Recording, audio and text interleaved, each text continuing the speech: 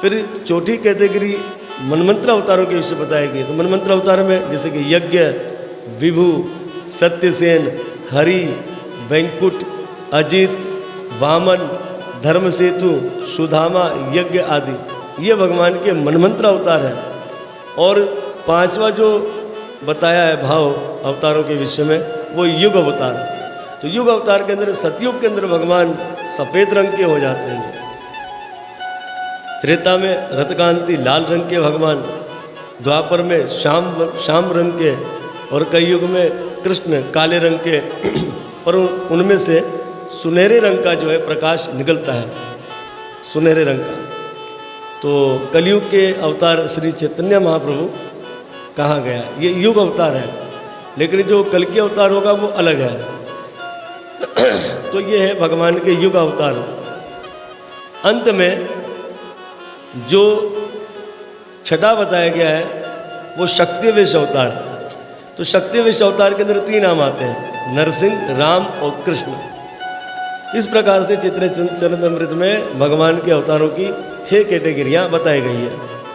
अब यहाँ पर जो सुत गोस्वामी महाराज जी कह रहे हैं वो कह रहे हैं भगवान के 22 अवतारों के विषय में।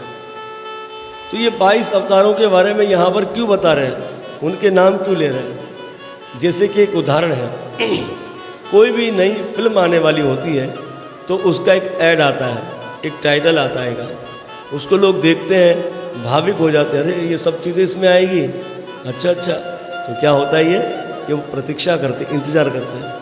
इसी तरह से ये बात हमें श्री सूत जी से पता लगती है कि सूत जी महाराज जी भागवत का एक टाइटल प्रस्तुत कर रहे हैं सबको अवतारों के नाम के रूप में, कि भाई जो मैं आपको ये नाम ले रहा हूँ ये सब अवतार भगवान के आगे होंगे। तो ये श्री सूत जी महाराज जी यहाँ पर अवतारों की संख्या के विषय में बता रहे हैं। तो पहला अवतार कुमार, जो 4 कुमार हैं, ये भगवान का प्रथम अवतार कहा जाता है। दूसरा भगवान ने वराह अवतार लिया, वराह यानी कि सूर्य का अवतार लिया था, कि भगवान अपने दांतों पर भूमि को लेकर आए थे। इसी प्रकार से वराह अवतार की जो कथा है वो आती है भागवत महापुराण के 3रे स्कंद के अंदर। फिर तीसरा अवतार देव ऋषि नारद जी। नारद अवतार जो है वो ब्रह्मा जी की गोद से हुआ, नारद अवतार। चौथा कपिल देव जी का, कपिल देव भगवान के अवतार की कथा भी आती है भागवत महापुराण के 3रे स्कंद में। और सुंदर आपको भगवान कपिल देव जी का ज्ञान भी सुनने को मिलेगा। तो माता देवहूति नंदन बनकर भगवान कपिल अवतारित हुए। 5वां अवतार नर और नारायण। नर नारायण अवतार का चरित्र भागवत महापुराण के 4थे स्कंद में आप सबको सुनने को मिलेगा, जो कि साक्षात देवी मूर्ति के द्वारा इनका अवतार हुआ। 6ठा अवतार भगवान का दत्तात्रेय जी। दत्त भगवान के अवतार की कथा भागवत महापुराण के 4थे स्कंद में आती है कि जो कि अत्रि ऋषि के बेटा बने माता अनुसूया के द्वारा। और भगवान दत्त ने जो 24 गुरुओं की शिक्षा दी, वे कथा आप सबको भागवत महापुराण के 11वें स्कंद में सुनने को मिलेगी। इसी प्रकार से भगवान का 7वां अवतार यज्ञ नारायण। तो यज्ञ नारायण का चरित्र भी भागवत महापुराण के 4थे स्कंद के अंदर आएगा, जो कि माँ का नाम था आकुति। आकुति के द्वारा, रुचि प्रजापति के द्वारा भगवान का यज्ञ नारायण अवतार हुआ। फिर भगवान का 8वां अवतार ऋषभ। राजा नाभ की पत्नी मेरु देवी के यहाँ भगवान ने ऋषभ अवतार लिया था। और ये कथा आपको भागवत महापुराण के 5वें स्कंद में सुनने को मिलेगी। इसी प्रकार से भगवान का 9वां अवतार हुआ पृथुजी महाराज। ये अवतार भगवान का हुआ था राजा वेन के शरीर को मंथन करने से। तो ये कथा आपको भागवत महापुराण के 4थे स्कंद में सुनने को मिलेगी। इसी प्रकार से भगवान का 10वां अवतार मत्स्य। भगवान का जो मत्स्य अवतार है, इनके माता पिता नहीं है, ये चरित्र हम लीला से सुनेंगे। तो मत्स्य अवतार की कथा भागवत महापुराण के 8वें स्कंद में आएगी, 8वें स्कंद के अंदर। फिर भगवान का 11वां अवतार कूर्म अवतार, केचुए का अवतार लिया था सागर मंथन में। तो इनके भी कोई माता पिता नहीं हैगी, इस अवतार को भी हम लीला से गिनते हैंगे। और ये अवतार की कथा भागवत महापुराण के 8वें स्कंद के अंदर ही आएगी। फिर भगवान का 12वां धन्वंतरी अवतार। तो भगवान अमृत का कलश लेकर आए थे, और यहीं से हमें आयुर्वेद की प्राप्ति हुई, यानी कि जड़ी बूटियाँ हमें प्राप्त हुई। तो अगर हम बारीकी में जाएं तो हम अंग्रेज़ों के कहने पर चल रहे हैं, आज मदर डे तो फलाना फादर डे। ये देश ये जो होते हैं हमारे धर्म शास्त्रों के अनुसार नहीं है। मदर डे फादर डे मतलब वो साल में एक दिन अपने माता पिता से मिलने के लिए जा रहे हैं तो उसको एक डे बना दिया। अब हमारा तो ये कहना है कि everyday mother day, everyday father day. तो कहने के बाद आज मेडिसिन डे, आज डॉक्टर डे, आज फलाना डे। इसी तरह से अगर हम शिक्षा लें तो जब भगवान धन्वंतरी अवतार लिए कार्तिक मास की 13 के दिन, उस समय हमें जड़ी बूटी मिली, आयुर्वेद मिला। तो हमें भी तो आयुर्वेद का दिन उस दिन मनाना चाहिए, मेडिसिन डे मनाना चाहिए। हम अपना नहीं मनाते, हम दूसरों का मनाते हैं। तो ये भगवान धन्वंतरी अवतारित हुए, ये कथा भी भागवत महापुराण के 8वें स्कंद के अंदर आपको सुनने को मिलेगी। इनके भी माता पिता नहीं हैं। 13वां अवतार भगवान ने मोहिनी लिया। तो मोहिनी अवतार लिया, मोहित कर दिया सबको अपने मोहिनी रूप पर। तो मोहिनी अवतार की कथा भी श्रीमद् भागवत महापुराण में आएगी 8वें स्कंद के अंदर। अच्छा, इनके भी कोई माता पिता नहीं है। और मोहिनी का चरित्र शिव पुराण के अंदर भी हमें शिक्षा मिलती है कि जब शंकर जी मोहित हो गए तो हमारे श्री हनुमान जी अवतारित हुए थे। इस प्रकार से इनके माता पिता नहीं। और 14वां अवतार भगवान ने नरसिंह रूप लिया। पद्म पुराण के पाताल कांड में वर्णन है नरसिंह अवतार भगवान का, यही पाकिस्तान की भूमि मुल्तान में हुआ था भगवान का। अब ये अवतार की कथा श्रीमद् भागवत महापुराण के 7वें स्कंद के अंदर आएगी। और भगवान नरसिंह के भी कोई माता पिता नहीं है। तो ये भगवान के जो 5 अवतार हैं जिनके विषय में मैंने आपको बताया, इस अवतारों में भगवान ने अपने माँ बाप नहीं बनाए, उन्हें हम लीला से ही गिनते हैं। 15वां अवतार भगवान का वामन अवतार की कथा आप सब श्रवण करोगे भागवत महापुराण के 8वें स्कंद के अंदर। और 16वां अवतार भगवान का परशुराम जी। परशुराम जो है, इनकी माँ का नाम है रेणुका और पिता का नाम है जमदाग्नि। महाराज परशुराम जी की तारीफ के विषय में बड़ा सुंदर कहते हैं श्री सुखदेव गोस्वामी महाराज। सहस्त्रबा अर्जुन हजारों भुजा थी, जिसने रावण को बंदी बना दिया था, बड़ा शक्तिशाली था। और इस सहस्त्रबा अर्जुन को किसने मारा? भगवान परशुराम जी ने मारा। तो भगवान परशुराम जी कितने शक्तिशाली होंगे जिन्होंने सहस्त्रबा अर्जुन को मार दिया। ऐसे भगवान परशुराम जी को हम नमन करते हैं। भगवान परशुराम जी का एक चरित्र आता है। वैसे तो अनेकों चरित्र है भगवान के, तो पूरा ग्रंथ में नाम ही नाम आता है। तो हुआ ये था कि एक दिन इनकी माता रेणुका जल लेने की जलस्य में, तो वहाँ पर एक गंधर्व अपनी भुजा से जल की धारा को रोककर अपनी स्त्रियों के संग आनंद ले रहा था। अब इसे बड़ा अच्छा लगा तो ये देखने लग गई। इसे बड़ी देर हो गई जाने में। उस समय ऋषिवर ने पूछ लिया, तुम्हें इतनी देर कहाँ लगी? इसने सत्य सत्य बताया नहीं। ऋषि अपनी त्रिकाल दृष्टि से समझ गए। कहा, पापनी तू तो पाप कर कर आई है। उस समय अपने बच्चों को कहा, तुम्हारी माँ पापनी है, इसका वध कर दो। बच्चे हिचका गए, बोले हम तो ये अपराध नहीं कर सकते, अपनी माँ का वध नहीं कर सकते। उस समय भगवान परशुराम जी आ गए। अपने के पिता ने परशुराम जी को कहा कि तुम अपनी माँ और अपने भाइयों का वध कर दो, ये पापी है। परशुराम जी ने ज़्यादा बात की नहीं, परसा उठाया, माता जी के सर को भी धड़ से अलग कर दिया, भाइयों के भी कर दिया। ऋषि प्रसन्न हो गए, बोले बेटा परशुराम आप हमसे वरदान मांगिए।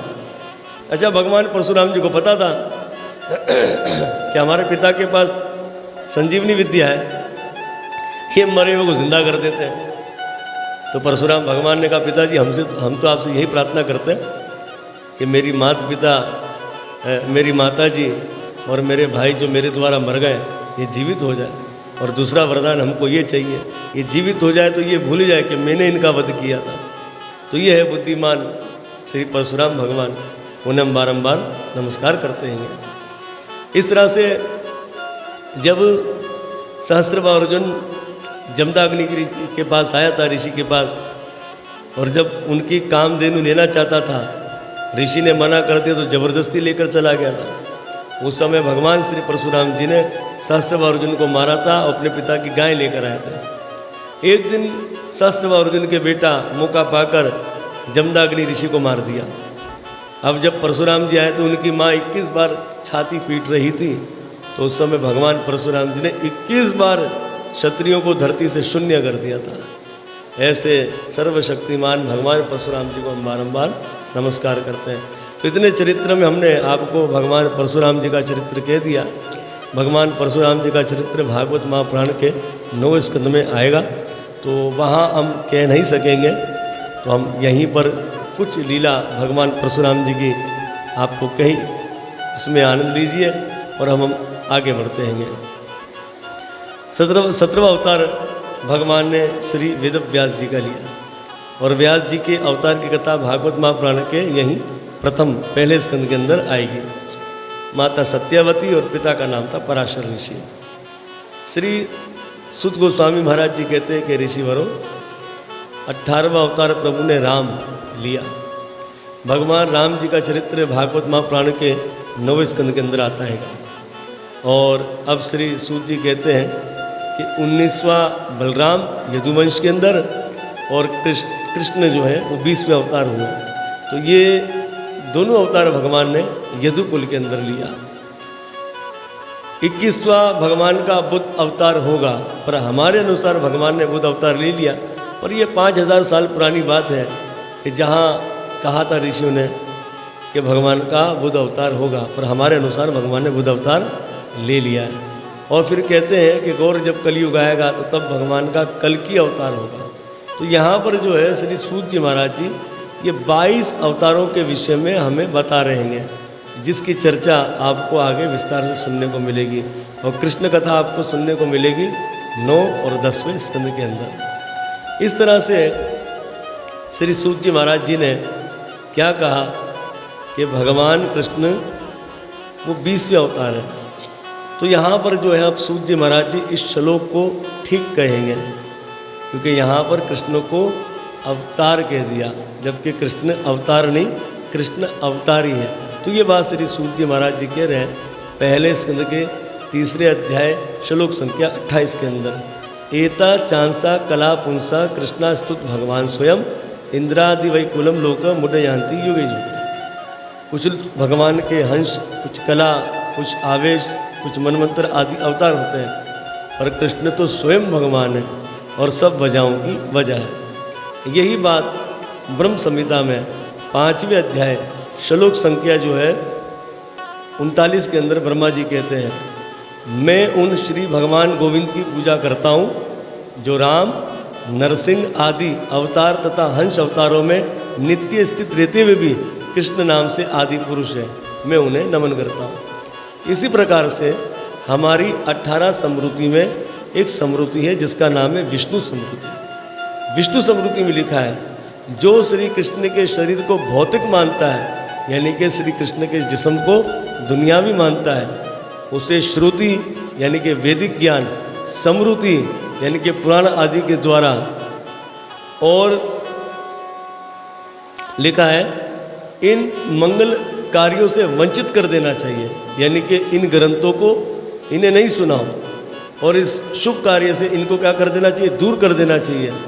यदि कोई भूल से भी उनका मुंह देख ले तो उसे तुरंत गंगा में स्नान करना चाहिए, जिससे वो अपराध का छूत दूर हो सके।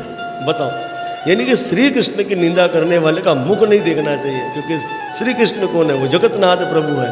और जो लोग श्री कृष्ण की निंदा करते हैं ऐसे आदमी का मुंह नहीं देखना चाहिए। इतना अपराध विष्णु स्मृति में लिखा है कि जो भगवान के विषय में ऐसा कहता है।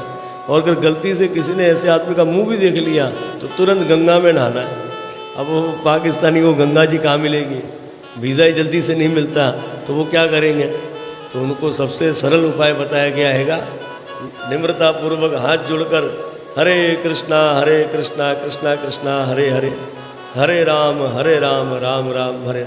और ये सबसे सरल उपाय है उनके लिए। महामंत्र का जप करें तभी वो छूत दूर हो सकता हैगा। इसी तरह से भगवद गीता के 9वें अध्याय के श्लोक संख्या 26 में भगवान श्री कृष्ण कहते हैं, ये अर्जुन, श्री भगवान होने के नाते जो कुछ भूतकाल में